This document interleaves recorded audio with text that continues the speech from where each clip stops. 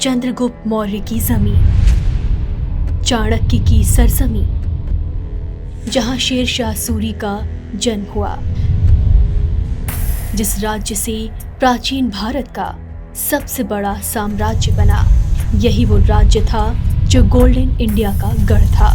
लेकिन अब बिहार की बदहाली दिन ब दिन बढ़ती ही जा रही है। बिहार को देश के सबसे पिछड़े राज्यों में से एक माना जाता है। इस वीडियो में हम बिहार की बदहाली नहीं, बल्कि बिहार में भी जो सबसे बदहाल इलाका सीमांचल है उसकी बात करेंगे, जिसमें अररिया, पूर्णिया, किशनगंज और कटिहार के 4 जिले शामिल हैं। राज्य के सबसे पिछड़े हिस्सों में आते हैं। 2011 की जनगणना के मुताबिक सीमांचल की आबादी 1 करोड़ से ज्यादा है। फिर भी मानो कि यहाँ से विकास लापता हो गया है। सीमांचल वो इलाका है जहाँ मुसलमानों की आबादी 47% है।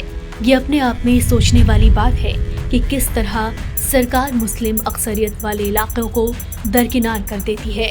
1.5 करोड़ की आबादी होने के बावजूद यहाँ एक भी बीएड कॉलेज नहीं है। यहाँ कोई भी माइनॉरिटी यूनिवर्सिटी नहीं है और ना ही इस पूरे इलाके में कोई बड़ा सरकारी मदरसा है जिसमें वहाँ के मुसलमान दीनी और मॉडर्न तालीम हासिल कर पाएं। लेकिन जो मुसलमानों के बड़े गांव हैं वहाँ पर मुझे सबसे ज्यादा गरीबी फटहाली दिखी।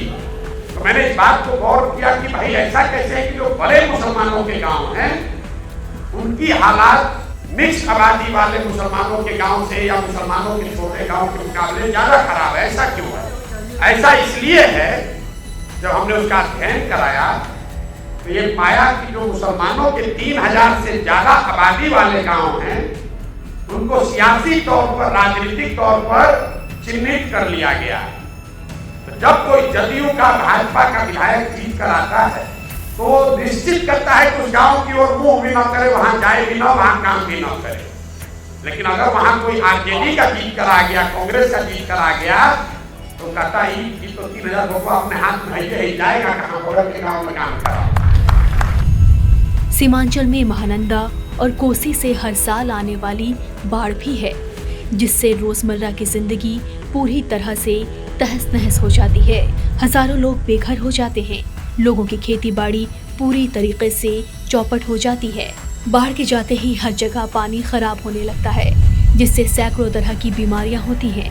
लेकिन फिर भी पूरे सीमांचल में एक भी बड़ा सरकारी हॉस्पिटल नहीं है जहां लोगों को आसानी से बेहतर इलाज मिल सके। किशनगंज अलीगढ़ मुस्लिम यूनिवर्सिटी सेंटर के हालात से तो आप वाकिफ ही होंगे। इतने अजीम इदारे का सेंटर होने के बावजूद यूनिवर्सिटी को फंड नहीं मिल रहा।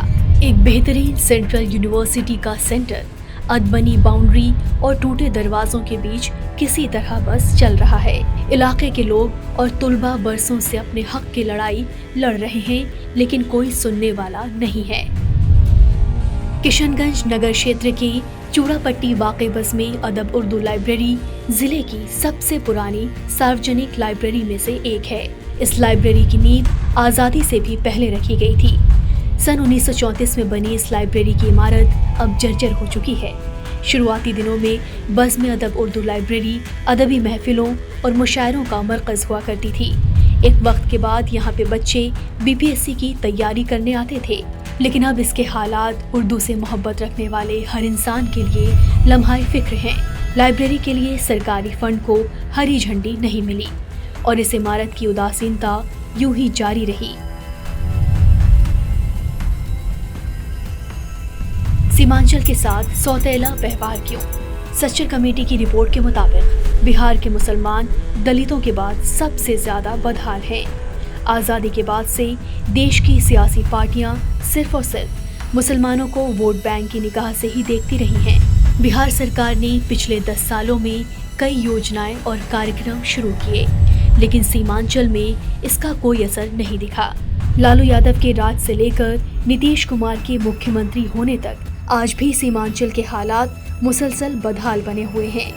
क्या इतने बुरे तरह से इस्तेमाल होने के बावजूद भी मुसलमान आंख बंद करके देखते ही रहेंगे? आप अपनी राय कमेंट बॉक्स में जरूर बताएं।